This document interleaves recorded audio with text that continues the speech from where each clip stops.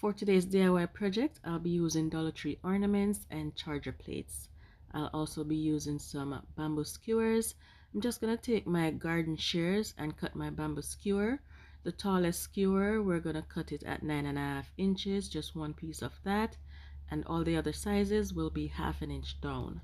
And I'll just insert the sizes on the screen right here. In case you want to make it, you just go ahead and follow that guide.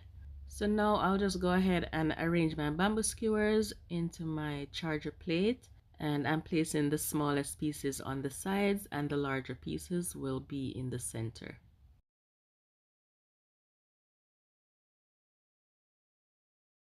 Next, I'll be using my ruler to find the center of my charger plate, and I'm just trying to line up my first bamboo skewer with that center, and then I'm arranging the rest. They're exactly 1/2 inch apart, so that's how they should look staggered in your charger plate.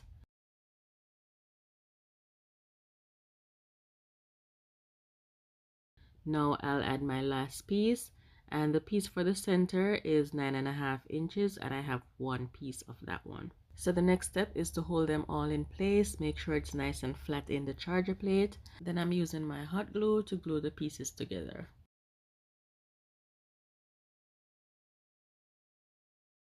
And here's our design. It's nice and secure. So I went ahead and started to paint my charger plate with some Glidden indoor paint, but I didn't like the brush strokes. I started dabbing the paint on with the foam brush.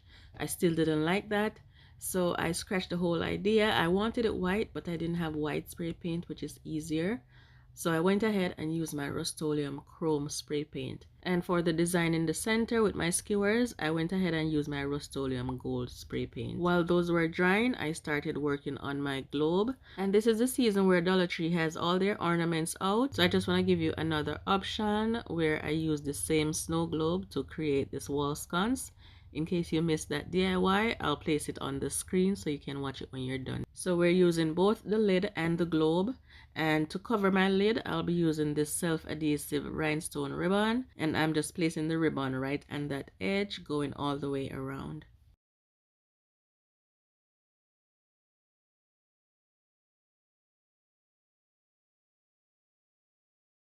Now here is our charger plate and our skewer design for the center. I'm just going to use my Aleene's adhesive, and I'm using a generous amount.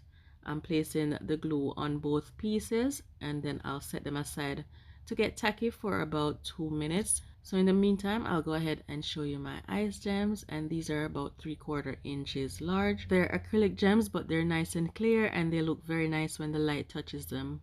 I will leave the link in the description box below in case you'd like to find them. Now my two pieces are tacky, so I'll go ahead and just attach the two pieces together, and I'm gonna add some weights so they can bond well. Now I'll just place the cover back onto my glue before I start to apply my gems. And I'm just using my hot glue, and these gems, they stick really well with the hot glue, so you don't need a lot.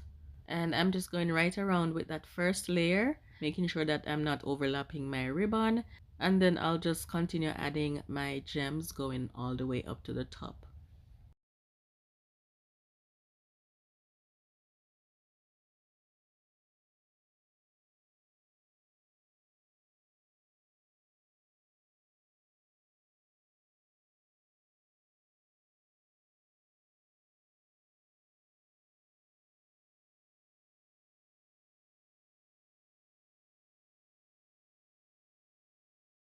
Now I'm done attaching my gems to my ornament, and this is gonna look so beautiful when the light touches it. Unfortunately, my new rechargeable lights are a little bit too big for this project, so I'll have to use my regular puck lights. I'm using this one. This one has the remote. To attach your light, just glue it directly in the lid. When it's time for you to change your batteries, just twist it off, and it's that easy. So this is a few hours after. Now my design is nice and tacky, so I'll just go ahead and add my globe.